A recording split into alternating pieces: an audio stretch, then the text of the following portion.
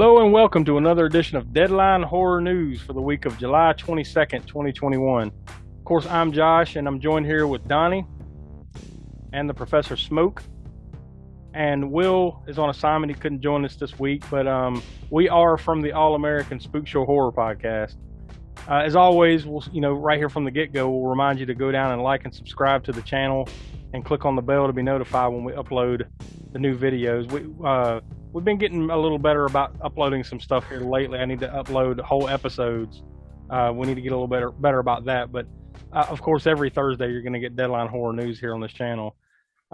We also want you to become a supporter of the Spook Show by going over to patreon.com/AA-Spook-Show. Sign up to become a patron. We've got levels starting at $1. They go $3, $5, $10, all the way up to this Spook Show Insanity level, $1,000, which you need to go check out just to see what all that entails. Of course, the main attraction over on Patreon is the highly popular segment, The Library of the Professor, where Smoke himself takes a curated selection from his personal collection and talks about it and gives his ratings and whatnot. So that can be seen over on Patreon. Also want to remind you that episode 65 of the podcast just came out yesterday, and it's our latest movie review episode of An American Werewolf in London from 1981. So pretty good reception from that so far. And next Monday at 6 p.m. East is episode 66, and that's our next Spook Show Spotlight episode. And that will be History of Werewolves Part 3. So, like I said, that comes out next Monday, July 26th at 6 p.m. East. So, Donnie, I'm going to toss it to you. What are the latest deadlines in horror news this week? Yeah, actually, we watched this together not too long. Well, I say not too long ago. Just before the show, it was James Wan actually returning to the director's chair for *Malignant*. The trailer just basically just dropped yesterday. But yeah, it's going to be released in theaters and HBO Max September 10th. What do you guys think of it, as far as the trailer goes? It'll be interesting to see him do something a little different from Insidious and the Conjuring stuff and all that. So I'm looking forward to it in that regard. I probably need to give it another watch again to get a real feel for what's going on there. But yeah, I mean, it looks interesting enough. Smoke, what do you think? Yeah, I mean, from what you could tell, by the trailer, Yeah, kind of hard to tell the way it's cut together exactly what it's going to be about. But yeah, it definitely does look different than what he's done before. Mm-hmm. Yeah, I'm interested enough, and the good thing about all the Warner Brothers movies this year is that they are being released on HBO Max, and at the same time as theaters. So if it's not something you'd go out of your way to the theater to see, at least you can head over to HBO Max and check it out. Yeah. Aside from the James Wan trailer dropping, there's actually another werewolf movie, just like we talked about. Comes out August 5th. It's called Teddy. This is also another trailer we watched just a few moments ago. Yeah, what'd you guys think of this? Well, it ties in specifically to the Summer of the Wolf, and it seems to be kind of the running theme, just kind of by accident here, because you got this coming out on Shudder, and then that movie that just came out last month or so, Werewolves Within. So there have been a couple werewolf movies this year. Ironically, that we weren't really paying attention to when we said, let's do the Summer of the Wolf series. So it all ties in, but that one's a horror comedy. So you could tell from the trailer, and it's French. So, you're going to get the French sense of humor, right? Because I'm sure there's going to be some jokes that'll fall flat with us, being Americans, but I mean, from what I could tell, it looked like it could be interesting. Yeah, interesting is a nice way to put it. No, yeah, I don't know. I'm not against subtitles, but also when I say subtitle, I'm not against foreign language films. It's got to hit the right vein, and it's not always horror that you think of. You guys remember the French movie Amelie? God, this was long ass time. Yeah, that was a while back. Yeah. At least 20 years ago. Or like City of Men? Is that the name of the one? What's the one with Ron Perlman? The French film with Ron Perlman. I don't remember. Yeah, things of that nature. Or like Pan's Labyrinth, Mm. Yeah. There's really good examples of good, horror and fantasy. Yeah, just for me, it's got to hit the right vein. But Pan's Labyrinth, another one. Yeah, I don't know about this one. The trailer, it lost me. It lost me, and it's not just because of the language, but it just didn't. Yeah, I kind of see where you're coming from with that. And plus, I didn't really care for the cutting together of it either, with all the jump scenes of like I was kind of joking around, like, is the movie shot in stop motion or what? Yeah. It almost kind of had like a Juno vibe, just the way the visuals, not a fan. Well, we'll see. I mean, that's the beauty of something coming to Shudder is that you don't really have to go too far out of your way to check it out, and they have a lot of foreign language movies on there. They definitely don't stick to just American horror. On Shudder, so it's cool to get some variety every now and then. So we'll see, and of course I'll put the links to those trailers down in the notes there. So if you want to go down there and click on those yourself and check them out and see what you think. Yeah, the only other thing which actually we spoke about in our little side chat, The Wraith, 1986, kind of genre bending. It's racing, like revenge action horror type of movie, but no, it's a cult movie as well, which we cover extensively. But yeah, the Wraith is actually coming out on Blu-ray, digital, loads of special features. Josh, you picked this up, didn't you? Yep. I just hold on me. Here it is. I just happened to have picked this up because it just came out this past Tuesday. Yeah. So it's part of the Vestron Collector Series Blu-ray. This is the 20th one that's come out.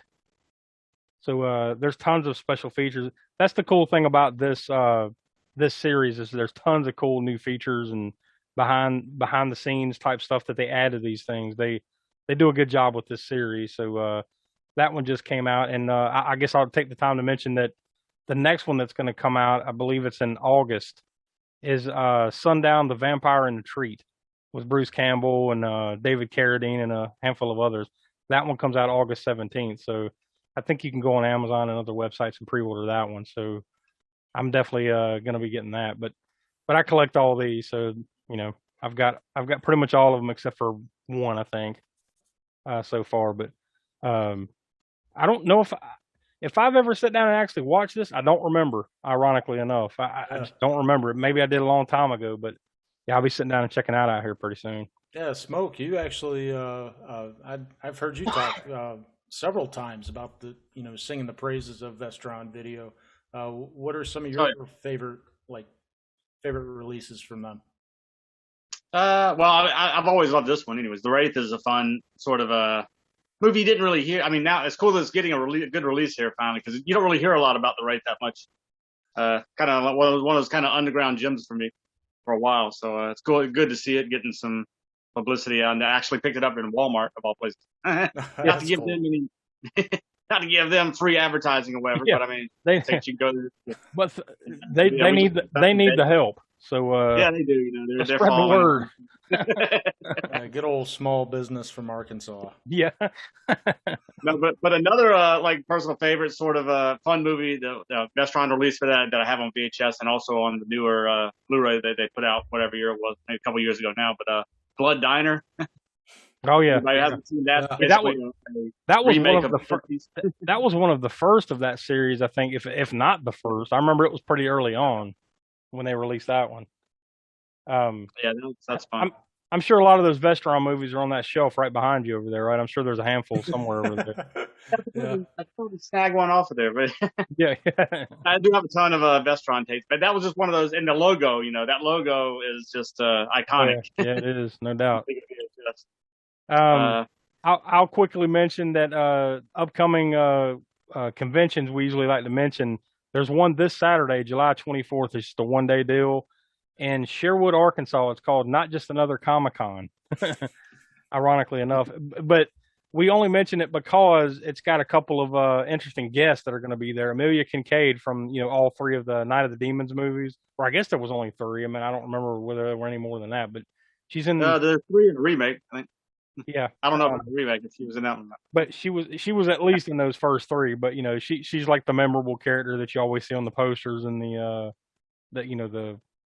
cover art of the DVDs and VHSs and all that. She played Angela in those movies. She's going to be there. And Paul T. Taylor, who played Pinhead in Hellraiser Judgment, he's going to be there as well. They both have pro photo ops for $60 a piece. And there's, to cut down on the crowds, I guess they're going to have two sessions, of groups of people that are allowed to come in. There's going to be one from 10 a.m. to 1 p.m. and then another from 2 p.m. to 5 p.m. this Saturday. It's only $5 to get in at the door. And they're going to be having two cosplay contests, like one each session of the day. So we figured we, give them a plug if you want to go check that out. If you're in the Arkansas area this weekend, you go check that out in Sherwood, Arkansas.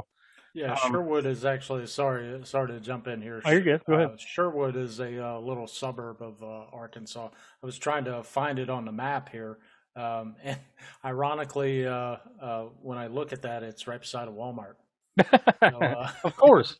Yeah. What is it near? Is it near a major city there in Arkansas? Yeah. I really don't know. Yeah, it's a suburb of Little Rock. Oh, okay. All right. So probably between Walmart and the Dollar General. Yeah. And a shitload of bugs hitting your car.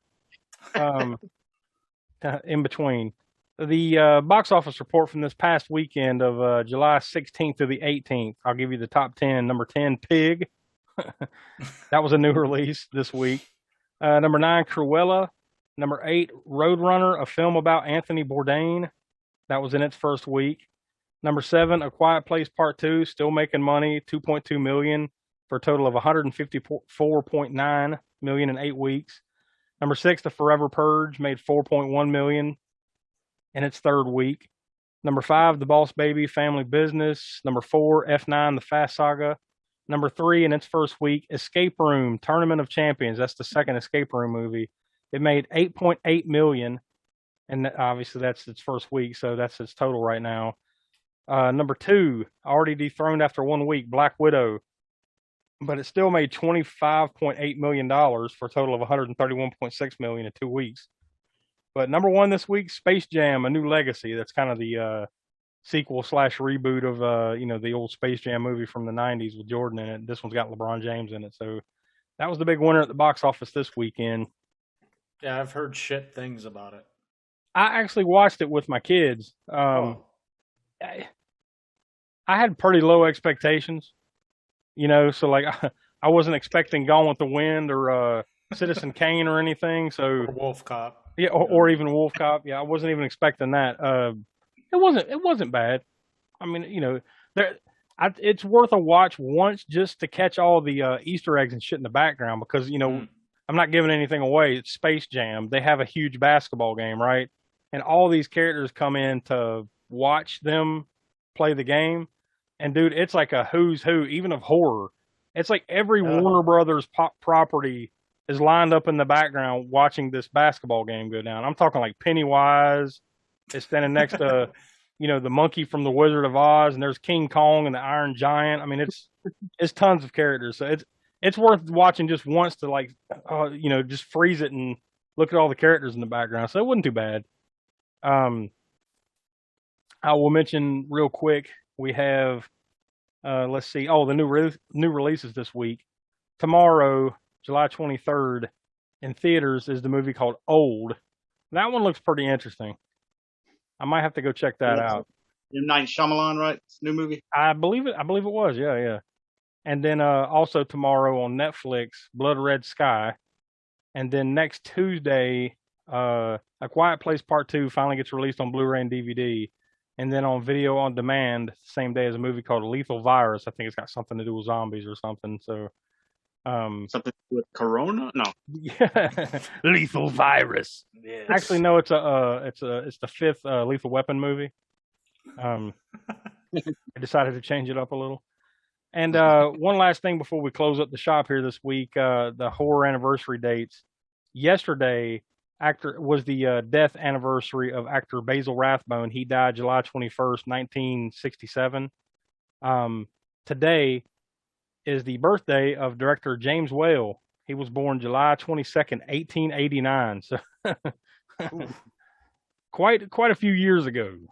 And next Tuesday is the birthday of art director Bernard Robinson. He was born July 27th, 1912. So we figured it was worth mentioning there. So I guess that's it for this week for Deadline Horror News, unless you guys had anything else you wanted to throw in there before we close it up. No, that's good for me. No, I don't really have anything. All right, so as we always say, come back here next Thursday for another edition of Deadline Horror News. Come back on Patreon next Tuesday for the latest Library of the Professor and other goings-on over there that's exclusive to Patreon. And, of course, Monday at 6 p.m. East will be the next episode of the podcast. You know, that's the mothership over there, right? That'll be our next Spook Show Spotlight episode, History of Werewolves Part 3, next Monday, 6 p.m. East. So, for Donnie and the Professor, and of course, Will, I'm Josh. We are the All-American Spook Show Podcast, and we will see you next week. Thanks, guys.